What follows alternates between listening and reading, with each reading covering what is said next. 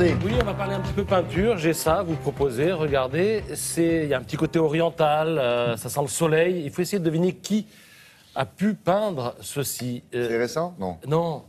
Enfin, c'est attendez, récent, mais la bouge pas. personne est connue depuis 1987 pour avoir eu le prix Goncourt. Oh. Ça sent un peu Tanger, Yves le nord du Saint-Laurent. Maroc. Non. Tahar Benjeloun. Tahar Benjeloun fait des tableaux qui débordent de couleurs et d'étoiles, nous dit ce matin Le Figaro, et il expose donc à la Galerie du Passage à Paris, c'est dans le 1er arrondissement. Ça dure encore pendant loin, hein. un mois. C'est joli, hein? Yves Saint-Laurent, le Maroc. Oui, bien voilà, sûr. ouais. Ouais. Tanger, Marrakech, il y avait quoi? C'était pas 700 bornes, ça allait.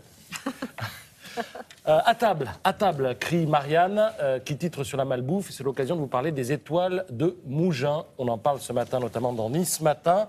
C'est quoi? C'est un festival international de gastronomie. Plus de 130 chefs y participent cette année. Ils viennent de 15 pays du monde. Alors parmi lesquels il y aura la Russie, il y a le Maroc, le Brésil, Liban, Chine, Portugal, la Suisse, les Philippines, l'Ukraine, etc. Et il y aura tout un tas d'animations dans le cadre de ces étoiles de Mougins, notamment le rallye des chefs. C'est-à-dire que les chefs vont aller faire le marché en 2 chevaux.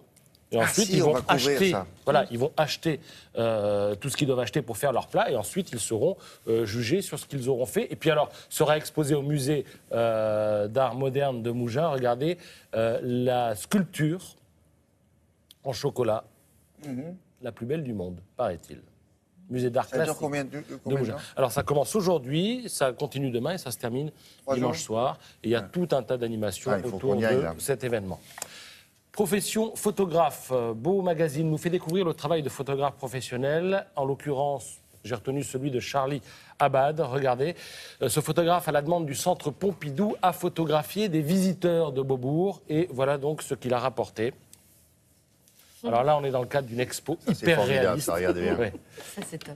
Alors, le modèle, c'est à droite, c'est la dame. Expliquez. Bah, la dame, on est dans le cadre d'une exposition. Hein. La dame est exposée, j'allais dire, en chair et en os. Et vous avez un visiteur qui se rapproche de plus en Il plus. n'y croit pas, parce qu'on ne le sait pas. Quoi. Il va peut-être vouloir toucher pour Ah non, voir ça, si c'est c'est vrai. interdit, ça. Ça, c'est interdit. On ne touche pas les œuvres d'art. Alors, il a aussi rapporté ça, regardez, le cadre. Il est vide. Formidable.